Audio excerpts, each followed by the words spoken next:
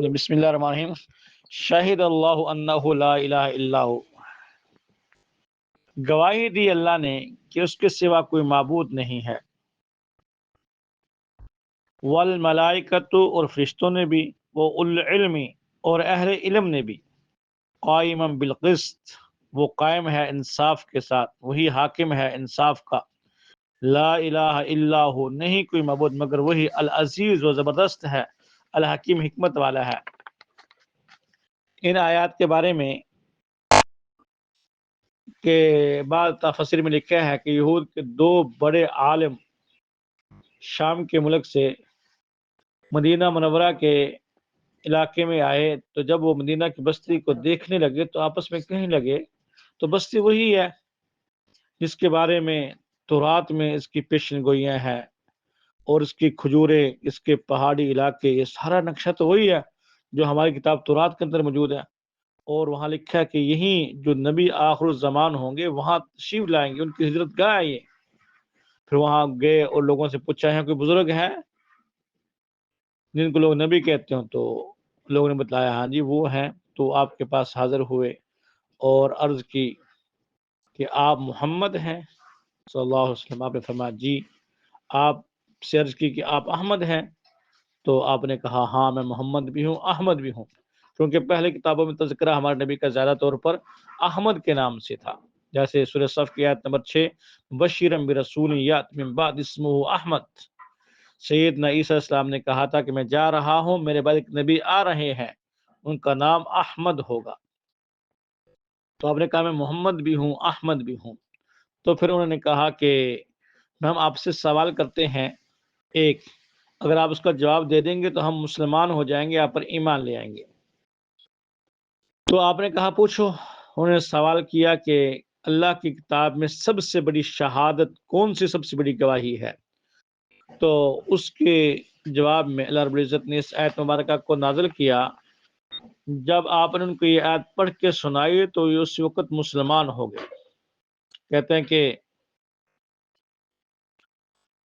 عرفات میں جب نبی پاک صلی اللہ علیہ وسلم نے یہ آیت پڑھی تو اس کے بعد آپ نے فرمایا وَأَنَا عَلَى ذَلِكَ مِنَ الشَّاهِدِينَ یا رب، اے اللہ میں بھی گواہی دینے والوں میں سے ہوں اے پروردگار۔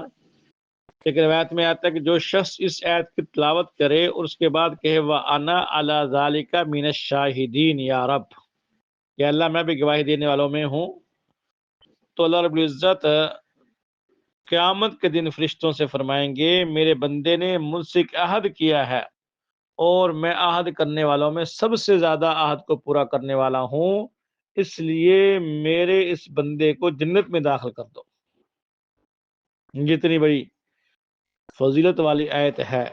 اور حدیث پاک میں آتا ہے جو بندہ ہر فرض نماز کے بعد سورہ فاتحہ، آیت الکرسی اور یہ آیت شہد اللہ انہ لا الہ الا ہو، یہ آیت، اور اس کے بعد جو اگلے صفحے پہ دو آیتیں آ رہی قل اللہم مالک الملک، یہ جو ہے آیت پڑھے گا اللہ رب العزت اس کے سب گناہوں کو معاف فرما دیں گے، جنت میں جگہ دیں گے، اس کی 70 حاجتیں پوری کریں گے، اور کم سے کم اس کی جو حاجت ہے اس کی مغفرت فرمائیں گے۔ اس کی اگلی انشاءاللہ آیت کے ساتھ اس کے مکمل فضائل آ جائیں گے۔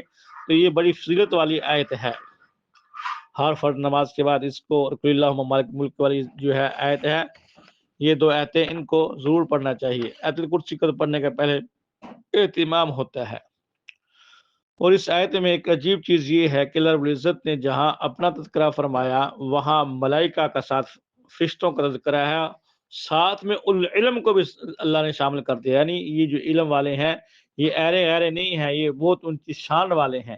اللہ رب العزت نے ان کی گواہی کو اپنی گواہی کے ساتھ بیان فرمایا ہے، تو یہ شان ہے۔ اور حدیث پاک میں آتا ہے مَن یُرِدِ اللَّهُ بِهِ خَیْرًا یُفَقِّهُ فِی الدِّین، اللہ جس سے بھلائی کا ارادہ کرتے ہیں اسی کو دین کی سمجھ کے لیے قبول کرتے ہیں۔ ہر بندہ دین کے سمجھ کے لیے نہیں آ سکتا، جس کو دین کی سمجھ کی توفیق ہوئی، دین پڑھنے کی توفیق ہوئی، سمجھ لو کہ اللہ شان نے اس کے ساتھ خیر کا ارادہ کر لیا ہے، تبھی اس کو اپنے دین کی وراثت کے لیے قبول کیا ہے۔ یہ علم یہ انبیاء کی وراثت ہے، اللہ اللہ شانہ کا نور ہے، یہ ہر آدمی کو ملتا نہیں ہے۔ جو اللہ کی نظر میں پسندیدہ ہوتا ہے اللہ اسی کو اس وراثت کے لیے، اس نور کے لیے چنتا ہے۔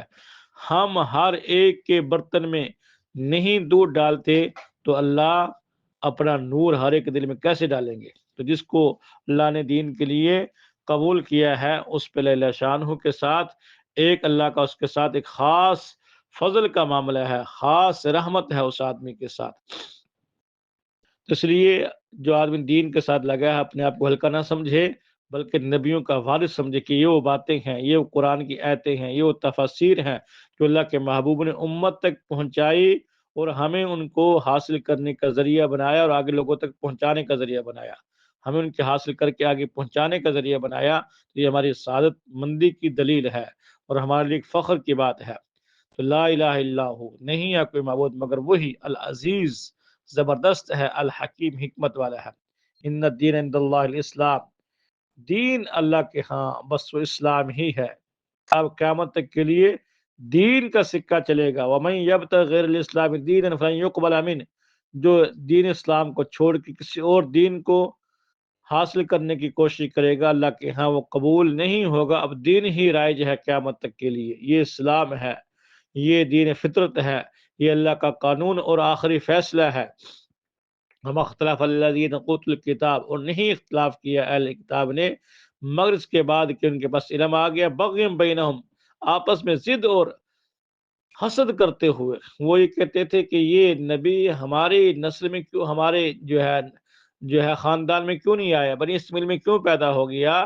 وہ بس ضد اور حسد کی بنا پر مانتے نہیں تھے، بلکہ وہ پہچانتے تو تھے، یعرفون کما یعرفون ابناءہم، جیسے اپنی اولاد کو، بیٹوں کو پہچانتے ہیں۔ یہ ہم ایک عجیب جملہ اللہ شان ہو کہ ہر لفظ میں کوئی نہ کوئی نقطہ اور حکمت ہوتی ہے، کوئی مسئلہ چھپا ہوتا ہے۔ اللہ نے کیا فرمایا؟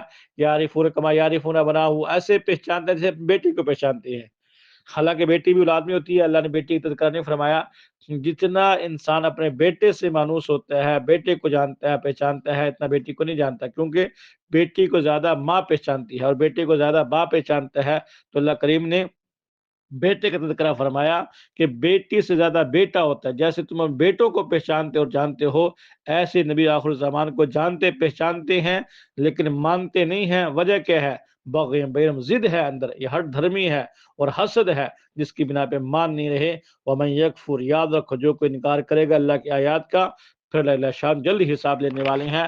یہ 4 دن کی زندگی، 4 دن کی چاندنی ہے، پھر ہمیشہ کی اندھیری رات ہے۔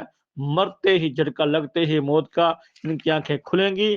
وسوف تری اذا انکشف الغبار اتحت رجلک فرس ام حمار، جب یہ غبار ہٹے گی پھر آدمی کو لگے گا پتہ کہ دنیا میں گھوڑے پہ سوار تھا، گدھے پہ سوار تھا، تو پتہ ہی نہیں کیسے چل رہے ہیں، کہاں جا رہے ہیں، وہ اپنی مستی میں خرمست ہیں۔ فنحاجوک، پھر بھی اکثر آپ سے جھگڑا کرتے ہیں۔ فقل، آپ کہہ دی، اسلم، تو میں نے تو مطیع کر لیا اپنے چہرے کو اللہ کے لیے، ومن تابان، اور جس نے میری اتباع کی اس نے بھی اپنے چہرے کو اللہ کے مطیع کر لیا ہے۔ اب دیکھیے ایمان والوں کی شان، اللہ کے محبوب فرماتے ہیں میں بھی اور میرے ماننے والے بھی، یہ محبت کی دلیل ہے، یہ تعلق ہے اللہ کے محبوب کا امت کے ساتھ۔ وقل للذین، آپ کہہ دیجیے اہل کتاب کو، الامیین، اور ان پڑھوں کو بھی، مشرکین، یہ مشرکین کو ان پڑھ کہا جاتا ہے کیونکہ جاہل لوگ تھے، ان کو کوئی کام نہیں تھا، بس بتوں کے سامنے سجدے کر رہے ہیں، ڈکیتی کر لی، لڑائیاں کر لی، ان کا یہی کام تھا، پڑھنے لکھنے کا ان کے ساتھ کوئی تعلق نہیں تھا۔ اہل کتاب یہ اپنے آپ کو کتاب کے عالم کہتے تھے، پڑھے لکھے لوگ شمار کیے جاتے تھے۔ تو فرمایا آپ اہل کتاب کو اور ان پڑھوں کو بھی کہہ دیں، اسلم تم، کیا تم بھی تابع ہوتے ہو؟ فین اسلم، اگر وہ تابع ہو جائیں، فقد اہتدوا، پس پر وہ ہدایت پہ آ جائیں گے۔